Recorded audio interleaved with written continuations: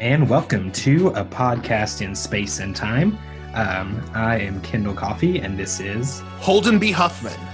And today we're talking about Doctor Who Season 1, Episode 4, Aliens of London. Yay! So let's check out the episode, and we'll get right back to you.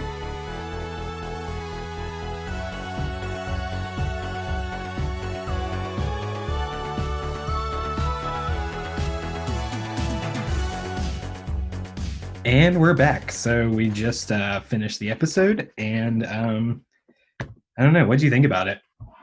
I mean, I liked it better than The Unquiet Dead because I was entertained with this. Because, it's like, to me, this episode is like The Room, a Tommy Wiseau movie, a Neil Breen movie, something like that. It's so bad, it's entertaining. And, I'm not saying all of the elements are bad, but just some of it is just poorly done. And it's like, who was like, this is a wonderful idea. Let's put this on TV. It's like, it's a very interesting concept as far as, a Doctor Who episode that explores, the first encounter with aliens on Earth. That's a really interesting idea. And here's the thing, this isn't the first episode they do that. They've done it tons of times in Classic Who. Yeah, which, New Who, I think, tends to ignore a lot of Classic Who stuff as far as, It does. Sometimes it does, but sometimes it does bring back some of the elements, but they try to not do it too much to where it's not confusing. Like we talked about a few episodes ago so you don't have to have complete knowledge of old Doctor Who to... Yeah, each showrunner seems to kind of pick and choose what they want to call back to and what they want to keep and what they want to kind of ignore because they want to tell a different story. And this even happens within New Who. We've seen Moffat retcon things from Davies era, and then we see Chibnall retcon things from Moffat era, and we'll get into that later, though. We will get into that later. We have big things to talk about on that. We have a lot to discuss there, but that's down the road. It's going to be a long time before we get there. But yeah, it's like an interesting episode concept. I thought there was definitely some good suspense and some pretty good drama in there, although I did find some of it a little bit melodramatic. Yeah, and some of the acting was a bit mellowed out. Like the actress playing Harriet Jones, I just couldn't believe her for some of the things. Her performance was a little bit both over the top and kind of underwhelming, which I think she gets better in a future episode, which I'm not going to say which, but yeah, because of spoiler reasons, but she does get better. Yeah, and I felt that way about a lot of things in this episode, like over the top and also underwhelming at the same time, because that's also how I felt about I don't even know if they said it in the episode, but the Slovenes as villains, they're just I don't know how to feel about them. They were just very over the top, but also, I have one word to say about the is it the Slovene or Slovene? I think it's Slovene with a TH. Okay. So here's my one word on it. 15. There are 15 fart jokes in this episode. It's so bad. And 4 of them were in 20 seconds or less. I get that this is a very different era of Doctor Who, but imagine if they came back in Capaldi's era and we just had an episode that was just mostly fart jokes. And and Capaldi would just be like, ugh. Peter Capaldi would look at the script and be like, no, I'm not doing this. Right. I'm not doing this one. Sorry, guys. Right. And I totally understand. Well, that's spoiler territory. I'll save that for later. The Slovene just, they're not my favorite. And couldn't they have made it something other than farting? Like indigestion, like be like, oh, just a little indigestion. And like just burp a little bit or something other than farting. I mean, it really just brought down the whole just the whole episode as far as how seriously I could take them as a threat. Right. And like you have this is the first like big dramatic cliffhangery ending. Yeah, this is the first two-parter. This is the first two-parter. Yeah, and like I assume the impression they wanted to leave you was like kind of on the edge of your seat, like what's gonna happen? But instead I'm just like I can't take these things seriously. And like even down to the design of how they look as like their actual alien form, it looks like it's a weird bug baby. It doesn't even look good. Right. Yeah, no, Time Baby in Gravity Falls looks more realistic. It looks like it looks like you went to like, Party City and you were looking for you were looking for a xenomorph costume from Aliens. Like you had your heart set on a xenomorph, but like obviously they were out of the officially licensed xenomorph costumes. Mm-hmm. And like instead they had next to it like generic alien costume. And so that's the one you had to wear to your Halloween party instead of like the cool costume. You got stuck with what the Slovenes look like. And also the episode started off with another pointless last time. Like, I don't know that. Hey, here we go. This is what happened 3 episodes ago. I think if we talk about the last time thing in every episode, it's gonna get real old. Okay, it really is. Let's just assume from this point on that the last time things are dumb and pointless and that we don't need them. Okay, I won't discuss them again. Yeah, I mean, to me that they work when it's a two-parter and there's like important information that carries over, but otherwise, they're kind of unnecessary. Mm-hmm. Okay, so Jackie, I legit understand why she called the authorities. Honestly, like, and this kind of comes down to just like issues with the doctor this episode. Like, Jackie had a total right to be upset. Mm-hmm. Mickey, I almost called him Ricky. Mickey had a total right to be upset. The doctor was just kind of being the worst this episode. Yeah, no, he was a total jerk. Yeah, like he was a jerk to Mickey at every turn for no real reason. You almost called him Ricky again. I almost called him Ricky again. For no real reason other than, like, I guess because he wants to get with Rose or something. I don't know. I don't know. I don't understand why he treats Mickey so terribly this episode. And then, like, he doesn't really... Like, I get that, him returning Rose to her home a year late was an accident, but he doesn't really try very hard to, like, fix the situation or, like, make up for it in any way. He just kind of lets... Oh, no, I employed her as my companion. Yeah. That explains it. He kind of lets Rose be thrown under the bus for it, too, instead of saying, like... Right. No, and I don't understand why Rose just didn't straight up tell Jackie what she was doing. I don't quite get why she sees the need to keep it some huge secret. It's not like the doctor ever swore her to secrecy or anything. Right. I mean, come on, Mickey knows. Yeah, Mickey knows. And Mickey, like, took the fall for it. Like, he was literally under investigation from the police for he was murder. A murder suspect, right? Yeah, that's insane. And like, why he never told anyone doesn't really make sense. Well, either, I can kind of understand his point of view of not saying anything because he had no proof of an alien. Yeah, that's kind of true. Like, an alien abducted my girlfriend. I mean, come on. You're going to think the guy's been on drugs and did murder her while under influence of drugs. No, that's a good point. I guess, if you're under investigation for murdering someone, you don't want to say, no, I'm not a murderer. She was kidnapped by aliens. Right. Yeah. An alien in a big blue box took her away. That does sound a little bit crazy. Yeah.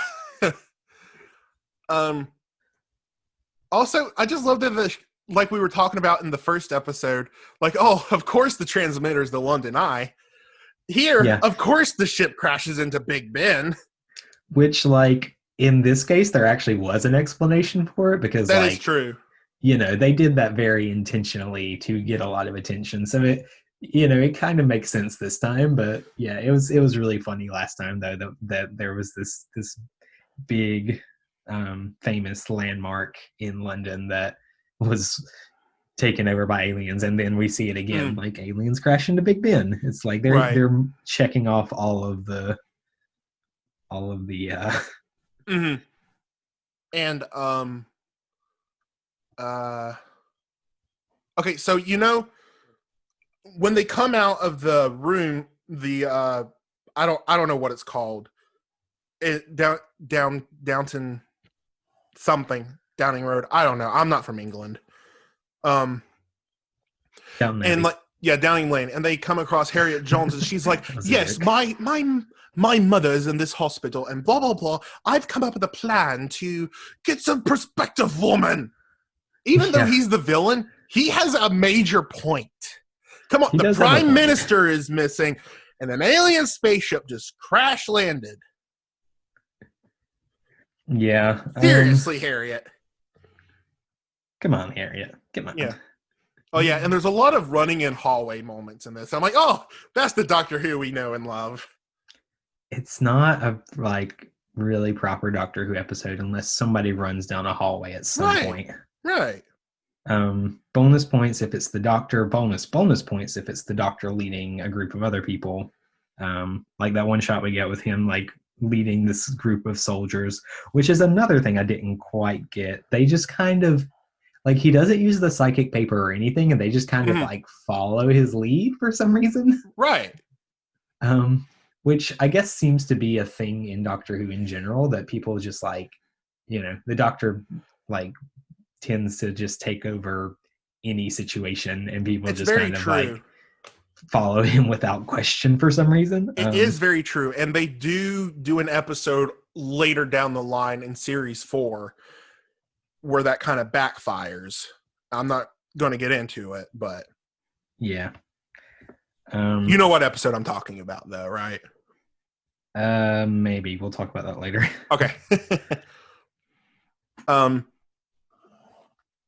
Let's see. Yeah, my other note. Yeah. Again, some good suspense, some good drama. I don't really think that it should have been a 2-parter. I think they probably could have maybe just done one episode of this.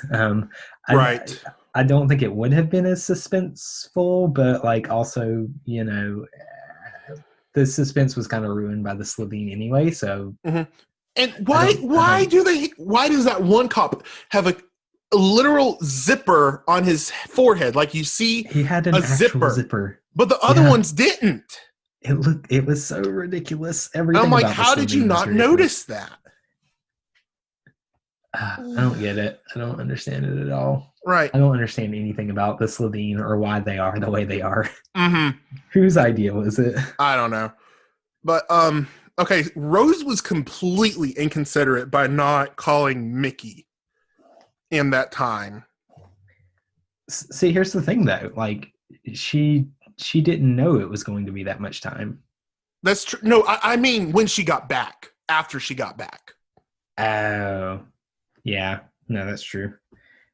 Yeah, I mean, just lots of inconsiderateness on both Rose and the Doctor's part. But again, I think most of the blame does come down on the Doctor this time around. Right. And I'm just going to go right out and say it, and I know I'm going to get a lot of backlash for this. I don't like Rose Tyler. She's my least favorite companion in new Doctor Who. I'm just not a fan of her. I don't understand why everyone loves her so much. I'm kind of neutral on Rose Tyler. For me, it kind of depends on the episode. Right. No, I mean the first 3 episodes, she's okay. I like her fine. Like there's some episodes I do like her in, and there's some episodes I don't like her in. And this is definitely one of the ones I don't like her in because she's completely inconsiderate of other people just because of what she wants. No, I think that's true. I think it's a fair point, especially with this episode. Yeah, it's definitely I don't know, not a great Rose episode, not a great Doctor episode either. Mm-mm. And like when Mickey asked her if she missed him, and she said she did, I'm like, no, you didn't. You didn't even talk about him at all. Well, again, she was gone like 4 days from her perspective. That is true, but she So, lied to him about it, though. I kind of get it. I don't know. Like, she was put in a very difficult situation, and obviously she didn't handle it well. But like, no, nobody really handled it well. It was not really a situation you could handle well. Right, and once we get into the further episodes of Rose, I'm going to talk more and more about points of why I don't like her. I don't want to get into all of it now, just because we're not there yet, and we're going to get there soon. Yeah, but there's a lot of reasons I don't like Rose. And like, I don't hate Rose. She's okay. She's got some good episodes. But there are definitely moments where I definitely don't like her. And she's my least favorite companion of New Doctor Who. And she seems to be kind of like elevated as like, oh, Rose is the best companion. And like, she almost receives this like place of honor among New Who companions that just because she was the first. I think a lot of people got really attached to her because like Doctor Who was new and fresh and like I mean she took part in some really great episodes. Right. But you I don't know, there are other companions in New Who, pretty much every other companion that I like more than I like Rose. And I think, that's just like the way she's written sometimes, I think is the biggest part with that. I think it has nothing to do with Billie Piper. Right. I think it really is. No. Billie Piper is really good. It's not about Billie Piper. It's not about the actress. I try to not blame the actors or actresses for their roles. It's the writing of them and why I don't like them. Yeah, I definitely think there's some times when the writing for Rose is not great. Right. No, there's like, it's like for other movies, like you see one movie and you're like, oh man, I love this character. I love this person playing this character. And then you see another movie with them and it's like, man, I hate this character. I love the person, but I hate this character. And like people always, for some reason, fans are always like, no, you just hate the person. Yeah. I'm like, no, I don't hate the actor or actress. I just hate their character. I have nothing against them as a person. I just don't like the writing of their personalities of the character. Yeah. No, that's how I am. I mean, like, take the Star Wars prequels, for example. Hayden Christensen is a fine actor. Right. The writing is just so bad that he, like, the way he delivers certain lines and like his whole character motivation, it has nothing to do with like his abilities as an actor. It's just like, I mean, once you give lines to like, I don't like sand, it's hard and coarse and it gets everywhere, which in the middle of a love scene, and you're like, okay, I will forever defend that line though, because he was born and raised on a desert planet. Do you understand that? But it was just thrown in at such an awkward moment. I'm not saying it's a bad line, but it was weird placement. But it does make sense for him as a character to say that because he was raised in a desert. It's not a romantic thing to say. And like that's all beside the point. Right, and then he rubs her bare back with his hand. Really, I'm just like, way. What? It's so creepy. Okay, enough about Star Wars. We're talking about Doctor Who. About Star Wars. Okay. My point being that it wasn't Hayden's fault that Anakin is like a badly written character. Right. And it's hard to act out a character that's written that way. Right. Okay. Unit. Unified. something intelligence task force. I can't remember what the N stands for.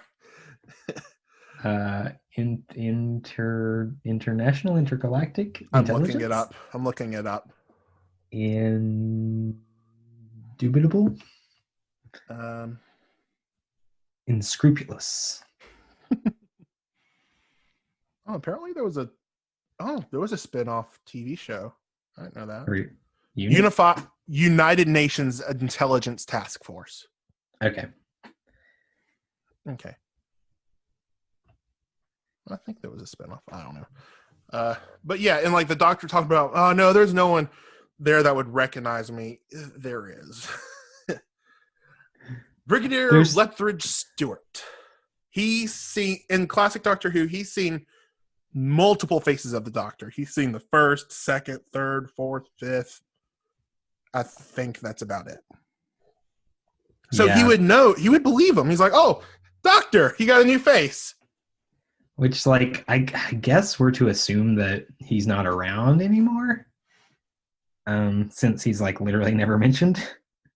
But it does seem weird that they kind of just brush over his whole character. Mm-hmm. I'll get into that in the spoiler territory. Okay.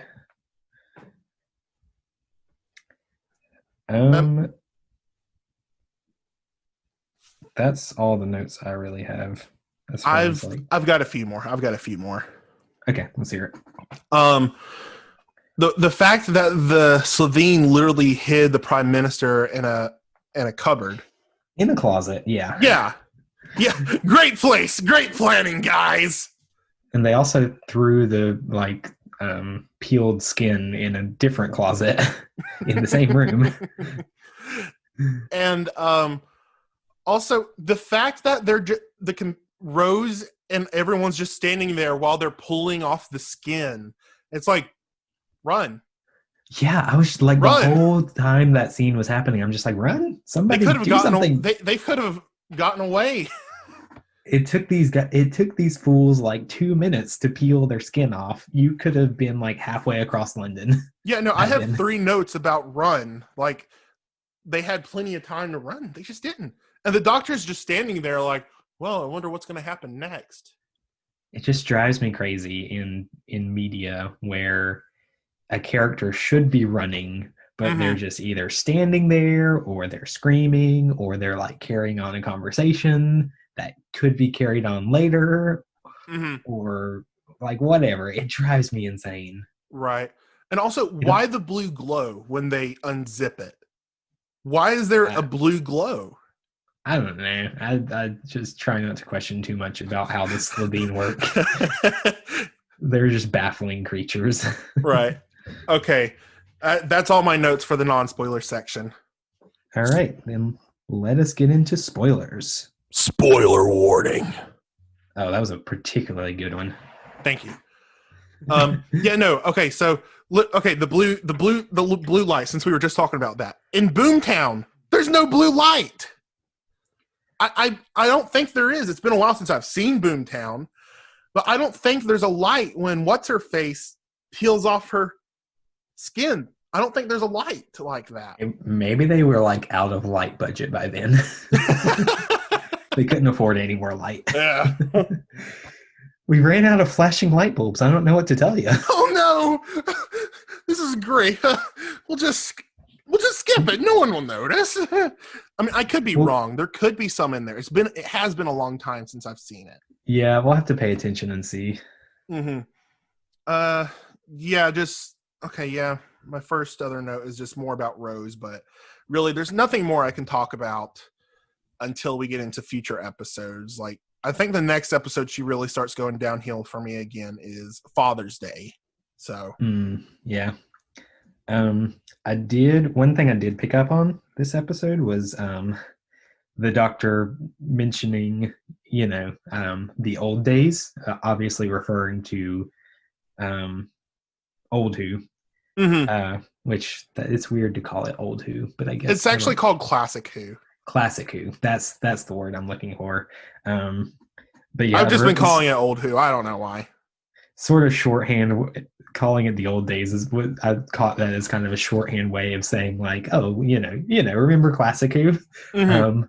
Which, like, one thing I really appreciate about New Who as a show is like you have this concrete thing that happens between Classic Who and New Who that really differentiate the two. You have the Time War, and it really like creates this moment that divides the two, and really, like, there's a reason why New Who is a lot different than Classic Who. Like it's all centers around the Time War. It was such an important moment in time for the Doctor, and it even past the 50th anniversary, there's still some major implications with it.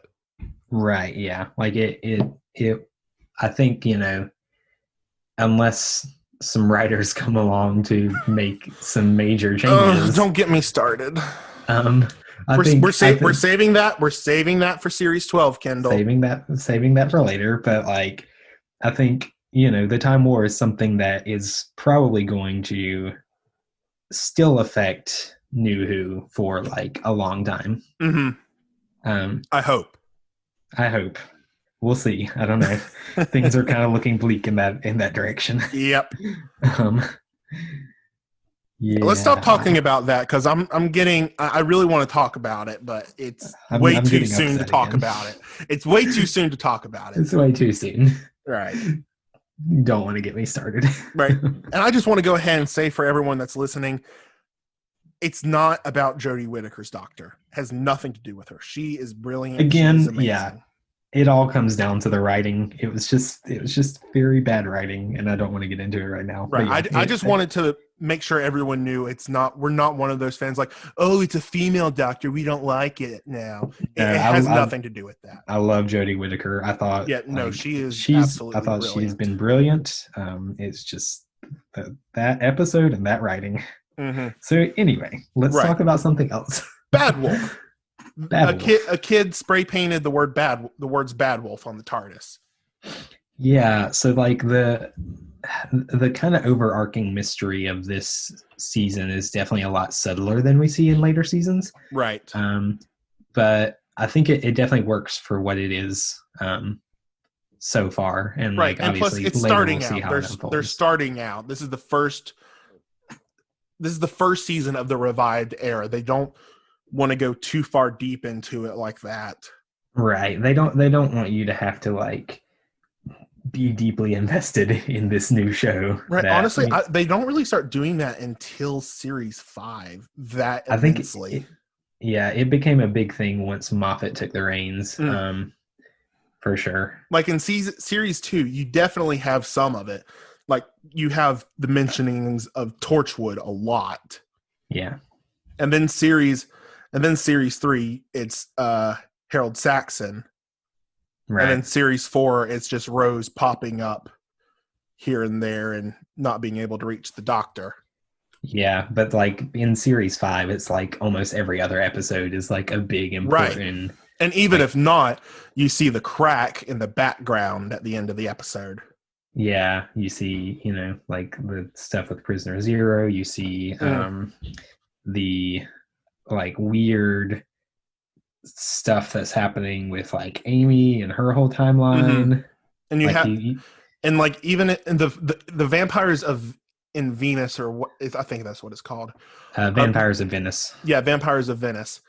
Venice, Italy, not Venus, the planet. My bad. Like good. you have the Queen or something mention silence again, and like that's not even going to come up until series 6. Yeah. Right. And like even in the very first episode, Silence Will Fall, that is hinting all the way towards Eleven's regeneration episode. Yeah. Like his very first episode, they're already hinting. You don't know it at the time, but they're hinting towards his regeneration.